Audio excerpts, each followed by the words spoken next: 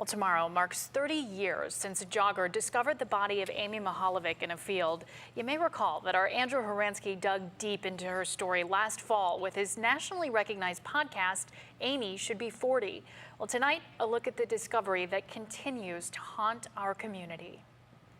That body has been positively identified as that of Amy Mihaljevic. But it all came to a heartbreaking end about a quarter of a mile down this quiet country road. February 8th, 1990, the day the body of Amy Mihaljevic was found in a field in Ashland County, 50 miles from her home in Bay Village. When it was found there, it was only about 15 feet from the road, uncovered and in plain sight of numerous people driving by. She'd been stabbed, beaten, and sexually assaulted. A 10-year-old girl who loved horses and wore a cross around her neck in one of the most shared missing children's posters of all time.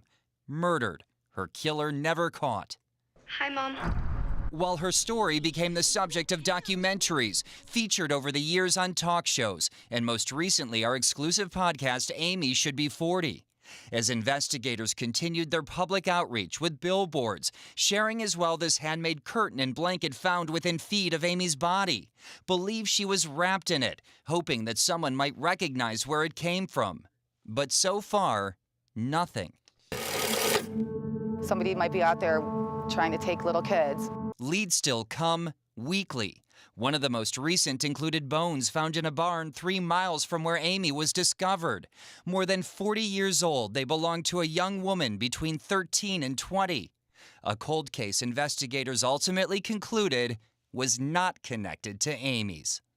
If anything, DNA would be their best crack at cracking this case. However, they've been very tight-lipped, Sarah, on exactly what they are doing with that DNA. Drew, you have gotten to know her family so well through all of these chapters, and I understand you talked to her dad today. How are they doing? Well, it is surreal for them to think that this much time has passed. It's like that day was for them. Surreal then, having their worst fears confirmed. They are hopeful, though, that there will be an end to this, and they hope to see it in their lifetimes. Yeah, they're still waiting for that. We all are. Thanks, Drew. Sure.